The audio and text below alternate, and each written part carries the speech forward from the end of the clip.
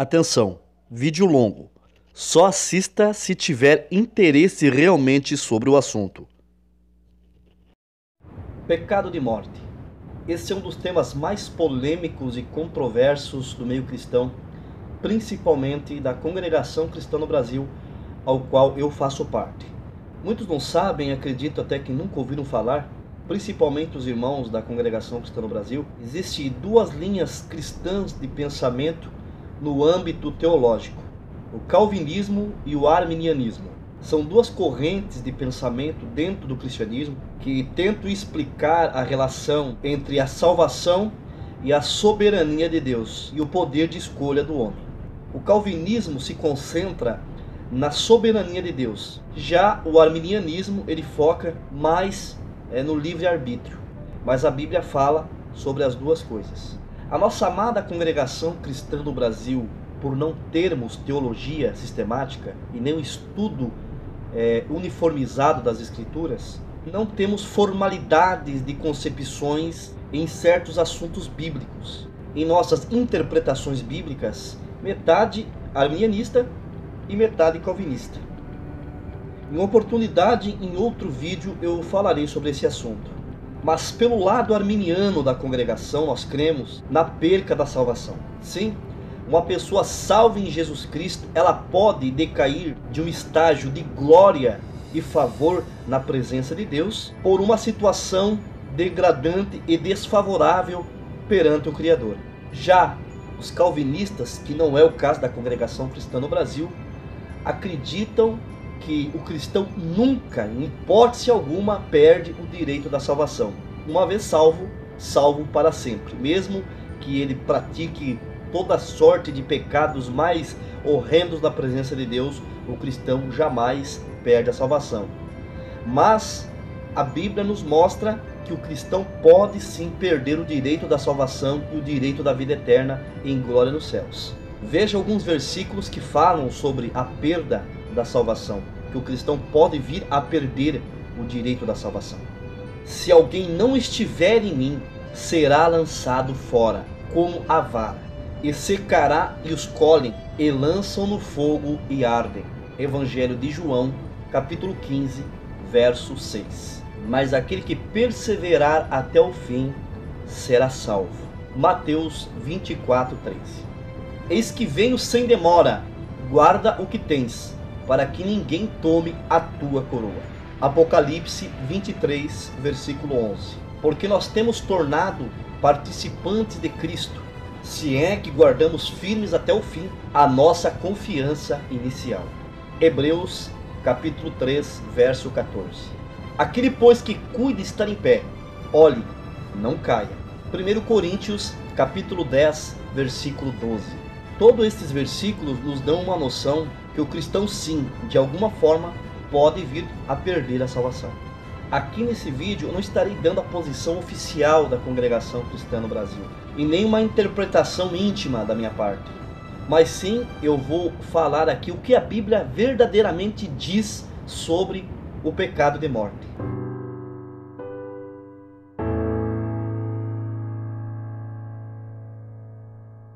Mas existe pecado de morte?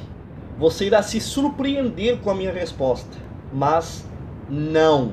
Cabalmente não existe essa menção na Bíblia. E esse jargão muito usado entre a nossa irmandade não se encontra nas Escrituras. Inclusive, na reunião geral de ensinamento da Congregação Cristã no Brasil, no ano de 2016, no tópico número 33, diz exatamente assim: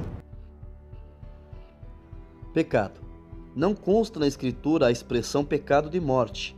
Na primeira epístola do apóstolo João, capítulo 5, versos 16 e 17, está escrito: há pecado para a morte, e há pecado que não é para a morte. Afirmar que alguém pecou para a morte ou dizer que aquele irmão pecou de morte, isso não nos pertence a afirmar, pois somente o Senhor sabe se a pessoa cometeu pecado para a morte ou não. Quem assim afirma, põe-se no lugar de juiz. Porém, o Senhor Jesus Cristo foi por Deus constituído juiz dos vivos e dos mortos. Quanto à disciplina da igreja, cabe ao ministério julgar. Como vimos aí no tópico, foi tratado na reunião no Brás para não usarmos mais a expressão pecado de morte, mas sim pecado para a morte. Vemos que a frase pecado para a morte estabelece que o pecado leva a consequências de morte espiritual. Para entendermos a questão do pecado de morte, temos que ponderar o que é pecado. O pecado é uma transgressão de preceitos bíblicos que envolvem a violação dos padrões morais de Deus, em uma desobediência em que a pessoa conflita com tudo aquilo que Deus desaprova, e não seguindo o padrão perfeito do Criador. Pecados são vários, inúmeros erros e faltas pecaminosas, mas vamos destacar os principais descritos na Bíblia: gula, avareza, luxúria, ira, inveja, preguiça, orgulho, vaidade, idolatria, mentira. Segundo a Bíblia, aquele que olha para uma mulher com desejo, nutre em si desejo por ela, mesmo que não a toque, já está cometendo adultério. O pecado não se resume só a isso, ele abrange um âmbito muito maior. Mas tudo isso é pecado, e ainda cometemos algum desses pecados de alguma forma. Não existe ninguém que nunca cometeu um desses pecados que eu acabei de citar agora. Em 1 João capítulo 1, versículo 8 diz: se dissermos que não temos pecados, enganamo-nos a nós mesmos, e não há verdade em nós. Então somos pecadores, nós pecamos constantemente, e esses pecados a qual citei podem sim nos levar à morte espiritual. Mas pecado tem perdão? Na Bíblia não existe pecadinho ou pecadão. Apesar de alguns pecados serem mais odiosos a Deus e maiores em gravidade do que outros, todos os pecados podem levar à morte, mas podem também ser perdoados por Deus. Foi criado uma fábula no nosso meio, um misticismo, que quando se fala de pecado e pecado de morte, a primeira coisa que vem em nossa mente é o adultério. Então até o Ministério da Congregação Cristã no Brasil, no tópico 33 do ano de 2016, chegou ao entendimento que não existe a palavra pecado de morte, mas sim pecado para a morte. Se na verdade existisse a palavra pecado de morte, todos esses pecados que eu listei anteriormente seriam de grande perigo para nós. Estaríamos praticamente condenados, porque aquele que não se deita corporalmente com uma mulher, mas a cobiça, Jesus diz que cometeu adultério com ela. E quantos no nosso meio que não caíram numa conjunção carnal com outra mulher, mas no pensamento já cobiçaram muitas mulheres? Eu procurei na Bíblia por diversos anos algum versículo que apontasse o adultério ou a fornicação como um pecado de morte.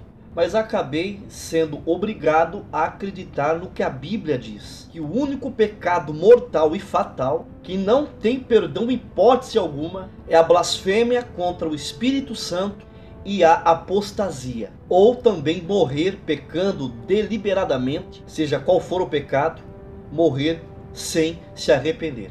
Isso para os cristãos que se converteram e se entregaram a Cristo e depois de alguma forma caíram no pecado e morreram pecando sem se arrepender, deixaram a morte encobri-los cometendo torpeza e pecado. Na Assembleia de Jerusalém, em 15 de Atos dos Apóstolos, ficou tratado para que os cristãos gentios convertidos evitassem sangue, carne sufocada, idolatria, adultério e fornicação, ou seja, imoralidades sexuais. Ficou acertado que os cristãos fariam bem em se abster, se afastar dessas coisas. Mas não fala que se alguém praticasse tais ações, não lograsse misericórdia ou perdão da parte de Deus. É muito ouvido em nosso meio a seguinte frase: a alma que pecar, essa morrerá. É um pedaço de um versículo que nós pegamos de Ezequiel 18, versículo 20, que diz: a alma que pecar, essa morrerá. Mas nós não lemos o versículo todo em seu contexto. O contexto de Ezequiel, capítulo 18, verso 20, ele trata de uma crença em que o povo de Israel havia desenvolvido sobre o critério do julgamento de Deus em relação ao pecado. Os israelitas acreditavam que Deus os estava castigando pelos pecados dos seus pais, ou pelos pecados de uma geração anterior a eles, seus antepassados de gerações anteriores a eles.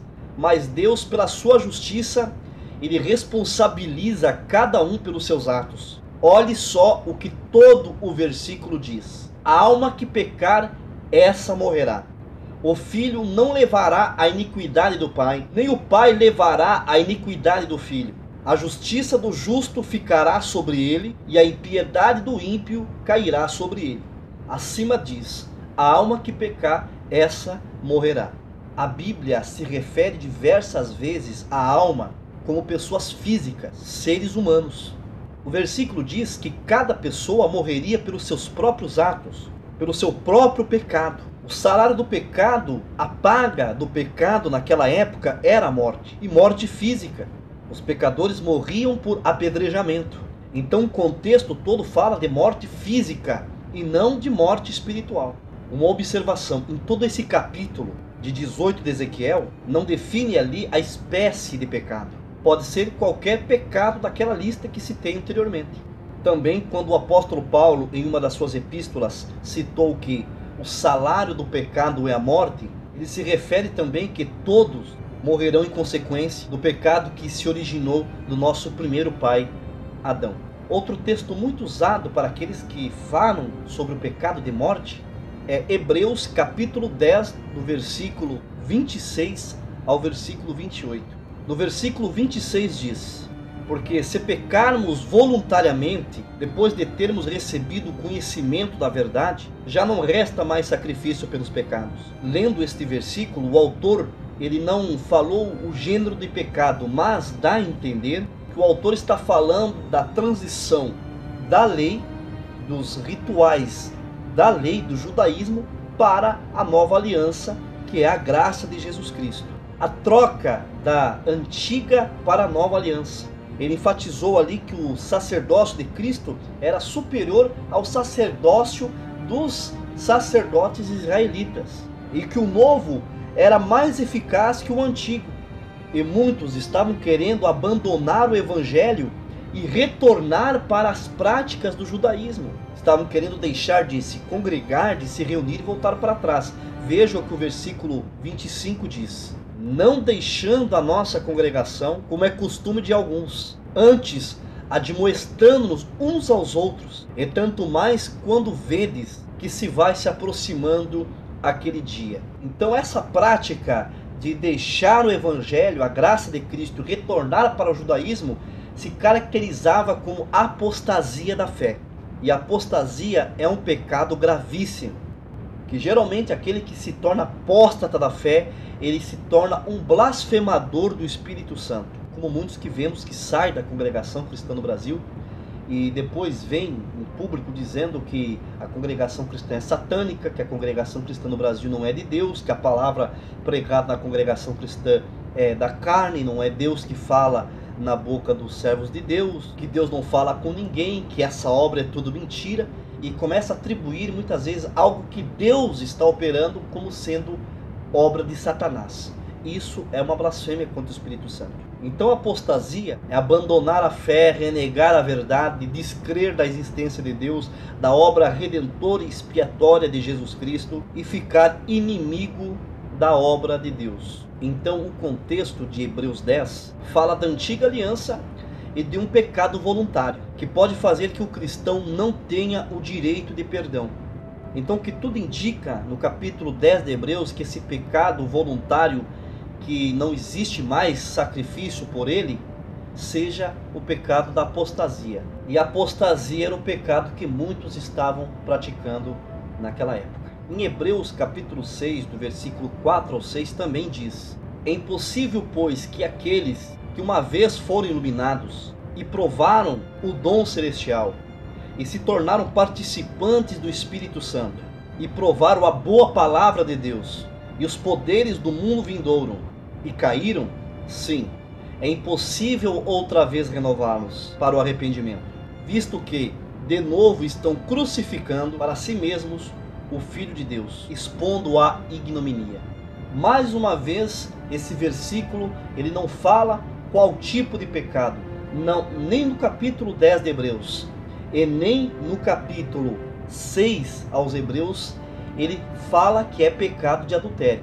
E é muito perigoso afirmar algo que a Bíblia não diz. Nesse capítulo, mais uma vez, fala de pessoas que abandonaram a fé. Se você ler todo esse capítulo 6 aos Hebreus, você vai ver que fala de pessoas que abandonaram a fé e passaram a produzir espinhos e ervas daninhas. Se apostataram, renegaram tudo que receberam da parte de Deus. Renegaram o sacrifício expiatório de Jesus Cristo, a obra redentora do Senhor Jesus na cruz, e voltaram à lei de Moisés. Jesus Cristo havia morrido para retirá-los do jugo da lei, fazendo assim em que o povo zombasse de Cristo, dizendo: mas Jesus não morreu para arrancá-los da lei?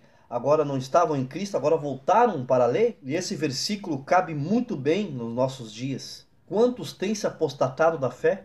Os apóstatas da fé, eles envergonham a Cristo publicamente. Dá para entender que o capítulo 6 e 10 aos Hebreus, a apostasia não tem perdão. Seria uma blasfêmia contra o Espírito Santo. É só você ler os 2 capítulos que você vai entender do que eu estou falando. No final do capítulo 6, o autor do livro aos Hebreus, ele aconselha para que os cristãos continuem firmes e em prontidão até o fim, para que tenham plena certeza da salvação. Então, recapitulando que o contexto do capítulo 6 aos Hebreus e o capítulo 10, o pecado sem perdão, o pecado para a morte, é a apostasia e a blasfêmia contra o Espírito Santo. Em 1 João 5,16 diz: se alguém vir pecar seu irmão, pecado que não é para a morte, orará. E Deus dará a vida para aqueles que não pecaram para a morte. Há pecados para a morte, por esse não digo que ore. As escrituras são harmoniosas em seus conceitos e contextos. Esse pecado para a morte de 1 João 5,16 evidentemente é a apostasia, blasfêmia contra o Espírito Santo. É também aquela pessoa que depois de convertido, pecando deliberadamente, sem se arrepender e retornar a Cristo. O pecado fatal, como a blasfêmia do Espírito Santo e o pecado de apostasia, eles matam a alma imediatamente. Mas os pecados como adultério, fornicação, glutonaria, bebedices, invejas, porfias, iras, pelejas, são pecados que geram a morte. Em Tiago 1, versículo 15 diz: mas cada um é tentado quando atraído e engodado pela sua própria concupiscência. Pecado que não mata imediatamente, como a apostasia e a blasfêmia, mas aquele pecado que ele é para a morte, que a pessoa ela pode morrer a longo prazo, é como uma gestação. A concupiscência dá luz ao pecado e o pecado consumado gera a morte, se a pessoa permanecer pecando sem o arrependimento. Quando se fala em pecado em nosso meio, principalmente na congregação cristã no Brasil, a alusão é adultério. Dá a impressão que no nosso meio o único pecado que existe é o pecado de adultério. É um pecado sem perdão no entendimento da maioria dos membros da nossa amada igreja congregação cristã no Brasil. Mas como já analisamos, os únicos pecados sem perdão é a blasfêmia contra o Espírito Santo e a apostasia. E também a pessoa se desviar do caminho de Deus e morrer pecando não tem perdão, visto que só não há arrependimento para a apostasia e para a blasfêmia contra o Espírito Santo. O adultério é um pecado seríssimo, ela é uma falta gravíssima, é um pecado com consequências severas. Ela provoca vários danos para o culpado, o cônjuge, a irmandade, a igreja e a comunidade em geral. Até mesmo o mundo secular vê o adultério como algo errado. Um caso nos Estados Unidos de um candidato presidencial teve as suas chances de se eleger reduzidas a pó apenas com base em um escândalo de uma suposta infidelidade conjugal. A gravidade desse pecado é séria pelos seguintes motivos: você peca contra o seu corpo e o seu corpo ele é unido ao Senhor. O apóstolo Paulo manda fugir das imoralidades sexuais. O apóstolo Paulo diz: fugir da fornicação. Todo pecado que o homem comete é fora do corpo, mas o que fornica ou o que adultera, ele peca contra o seu próprio corpo. Você se embriagar, beber demais, cometer gula, cobiçar, criar guerras, invejar o que é dos outros, odiar o seu irmão, que odiar o seu próximo, ao seu irmão, é um pecado grave e é considerado como um homicídio. Em 1 João 3,15 diz assim: qualquer que odeia seu irmão é homicida, e vós sabeis que nenhum homicida tem vida eterna. A maioria desses pecados é fora do corpo, mas o adultério ele é grave porque ele fere o corpo. Porque quando você é solteiro, você é uma só carne com o Senhor. Em 6 de 1 Coríntios, Paulo aborda novamente essa linhagem desse assunto. No versículo 16 e 17 diz assim: ou não sabeis que o que se ajunta com a meretriz faz-se um corpo com ela? Porque serão, disse, dois numa só carne. Mas o que se ajunta ao Senhor é um mesmo espírito. Se você é solteiro e comete adultério ou fornicação, você peca contra o seu corpo e contra o corpo do Senhor. Quando você é casado, você peca contra o seu corpo, contra o Senhor e peca contra o corpo do seu cônjuge. Porque Jesus disse: assim não são mais dois, mas uma só carne. Portanto, o que Deus ajuntou, não separe o homem.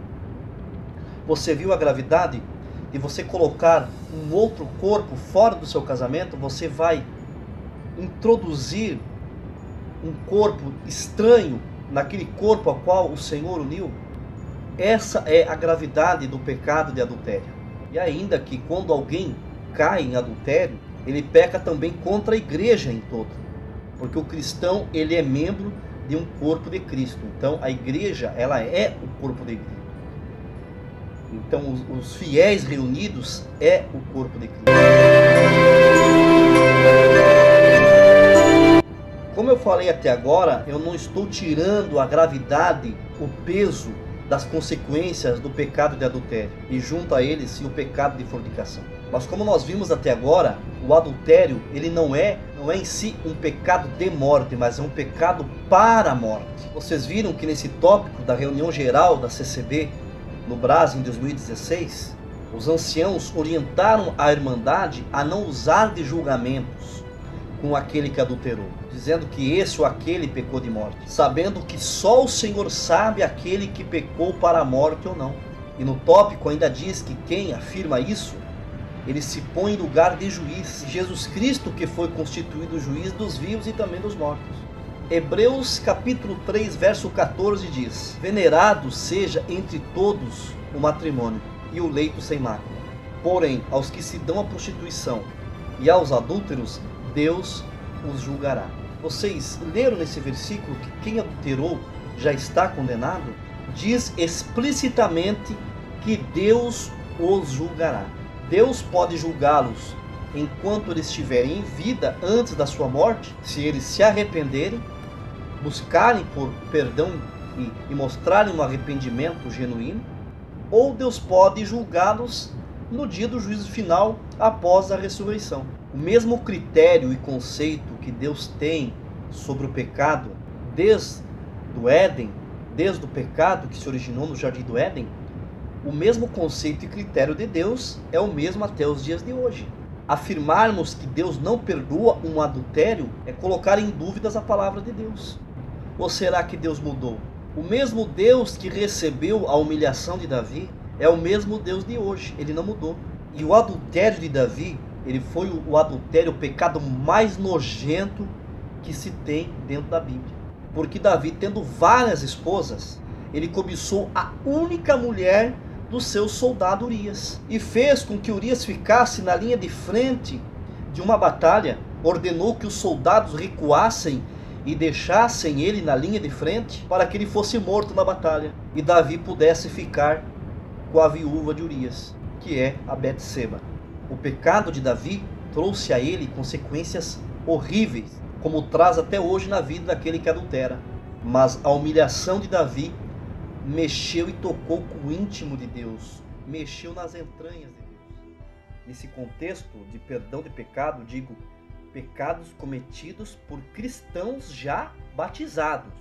Nós temos a parábola do filho pródigo. Ele pegou a herança do seu pai, saiu da casa do pai, ele foi para o mundo, Diz a Bíblia que ele gastou toda a sua herança dissolutamente. Se você não sabe o que quer dizer dissolutamente, você pode procurar no dicionário. A palavra dissolutamente significa ele gastou dinheiro descontroladamente, ele aproveitou da sua vida de uma forma descontrolada, ele fez tudo sem critério algum e viveu de uma forma degradante e desregadamente.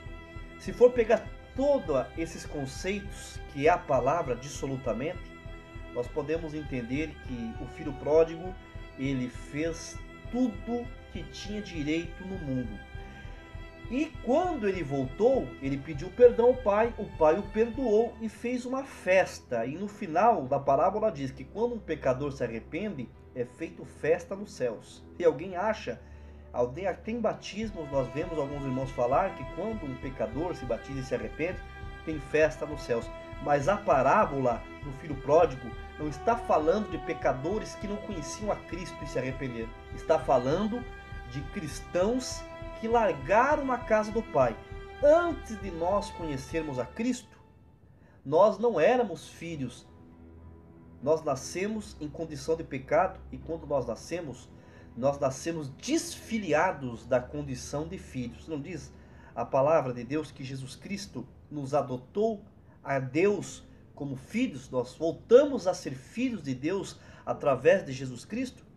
Então, se nós fomos feitos filhos de Deus através de Jesus Cristo, quando nós nos convertemos, nós nos tornamos filhos de Deus e estamos nos braços do Pai. E aqui fala de um filho que estava no braço do Pai e acabou se afastando do Pai e foi para o mundo. E é isso que acontece muitas vezes com aqueles que deixam a casa de Deus, deixam a fé e voltam para o mundo e pecam e se arrependem e voltam para a igreja. Para você acreditar que o que eu estou falando é bíblico, nós temos um hino no Inário da Congregação Cristã no Brasil, e eu vou cantar a estrofe desse hino para você entender que esse hino é a parábola do filho pródigo que está falando para alguém que é conhecedor da graça, que esteve na graça de Deus. Quando falo graça, eu me refiro à graça espiritual. Presta bem atenção. Vai, ó pródigo, vai, do pão do céu te saciar. Deus te quer perdoar e teus pecados lavar. Deus ao seu lar espera o filho que perdera, que muito amado era. Pródigo filho, vai, ó, vai a Deus e clama, porque Ele muito te ama e o perdão implora. Pródigo filho, vai a Deus. Deus do seu lar espera o filho que perdera, que muito amado era. Pródigo filho, vai. Uma pessoa que está no mundo nunca esteve no lar paternal. A pessoa que está no pecado, ela nunca esteve no lar paternal. Ela já nasceu desfiliada. Ela só conhece o lar paternal quando ela aceita Cristo e se converte. Então, esse hino, que é tirado da parábola do filho pródigo, fala de pessoas que estavam na fé, que foram para o mundo, que pecaram, que praticaram diversos pecados, menos a apostasia e a blasfêmia do Espírito Santo, e retornaram, buscaram misericórdia e alcançaram o perdão de Deus. É isso que a Bíblia diz. Em 1 João 1,9 diz assim: se confessarmos os nossos pecados, Ele é fiel e justo para nos perdoar os pecados e nos purificar de toda a injustiça. Aqui diz se confessarmos os nossos pecados, e com certeza o adultério está incluído nesse versículo, porque se não estivesse, o próprio João diria todos os pecados, menos o adultério. O adultério não tem perdão. Em 1 João 5, versículo 16, que eu li anteriormente, que diz que se nós vermos um irmão em pecado, devemos orar por ele, que Deus dará vida para aqueles que não pecaram para a morte, mas para aqueles que pecaram para a morte, que nem devemos orar. Diz que Deus dará vida para aqueles que não pecaram para a morte, ou seja, Deus dará vida para aqueles que não blasfemaram do Espírito Santo e não se apostataram da fé. E aqueles que buscam, Deus dará vida àqueles que buscam o perdão e buscam o arrependimento, que confessam o seu pecado na presença de Deus.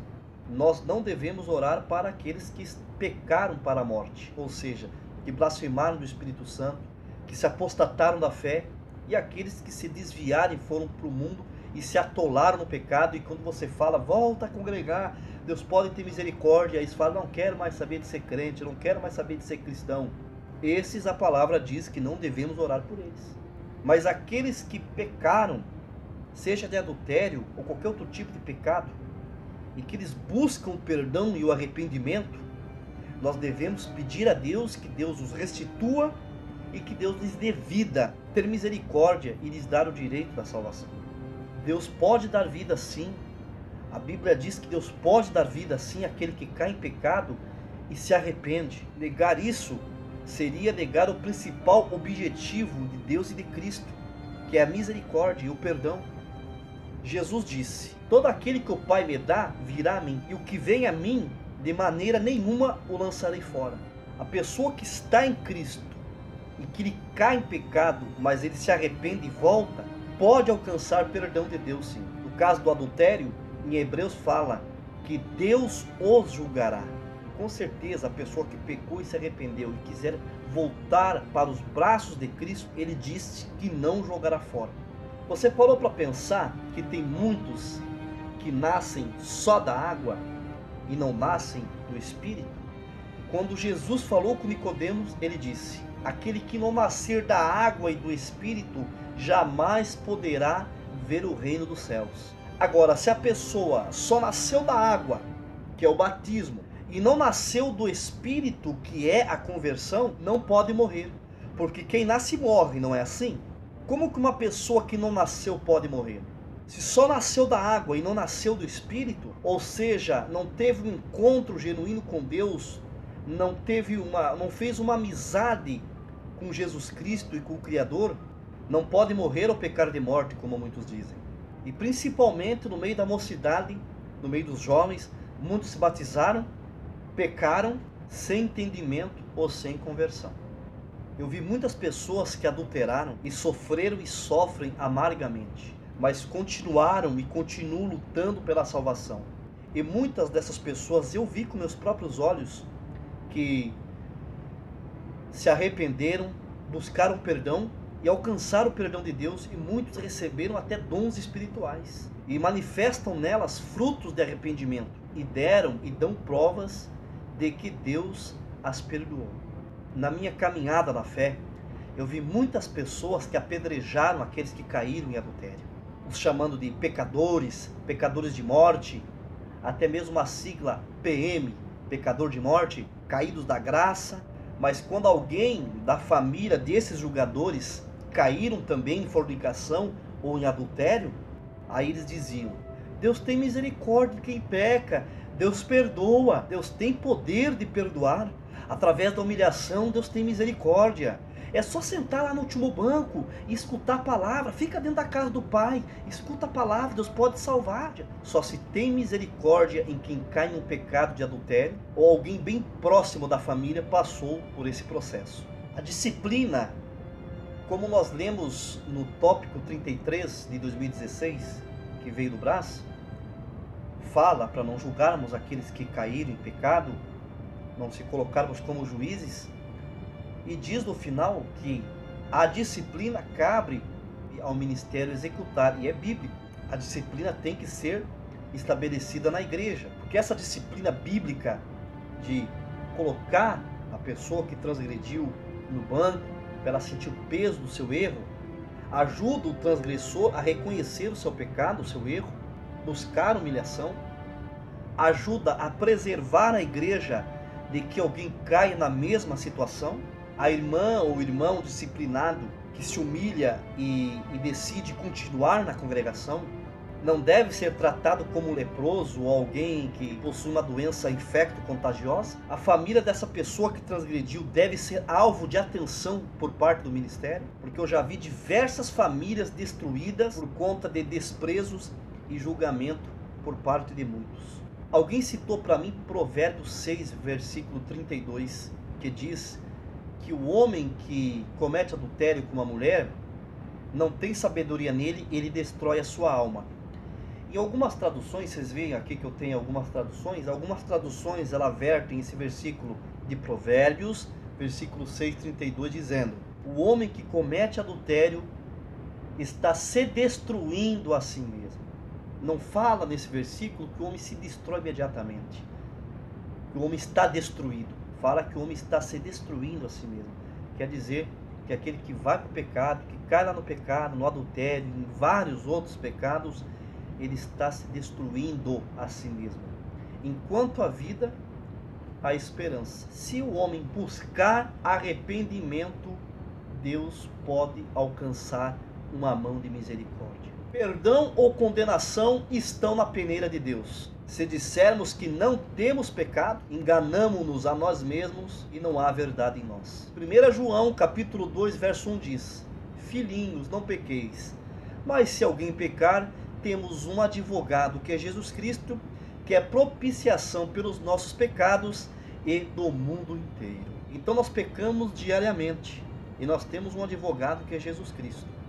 Devemos nos reconciliar com Deus todos os dias em nossas orações e vigiarmos para não cairmos em pecados graves como o adultério ou pecados sexuais, ou seja, não cairmos em pecado algum, para não corrermos o risco de ficar na incerteza do perdão de Deus. Você aí que escutou tudo isso que eu falei, pode perguntar para mim: você tem coragem de adulterar confiando no perdão de Deus? Eu falo sinceramente, não tenho essa coragem, porque diz que Deus os julgará, e no julgamento de Deus pesa muita coisa que o próprio Deus e Jesus Cristo analisam a respeito de cada um. Vai que porventura eu não alcance o perdão e a misericórdia. Então eu fico na posição que Deus me chamou, honrando a minha esposa, honrando meus filhos e honrando o corpo de Cristo, que é a igreja. Se esse vídeo foi interessante para você, se você gostou desse vídeo, compartilhe esse vídeo. Se você não é inscrito, inscreva-se no meu canal. Deixe o seu joinha, que ele é muito importante para o canal, para a divulgação do canal. Não esqueça de ativar o sininho das notificações para você ficar por dentro de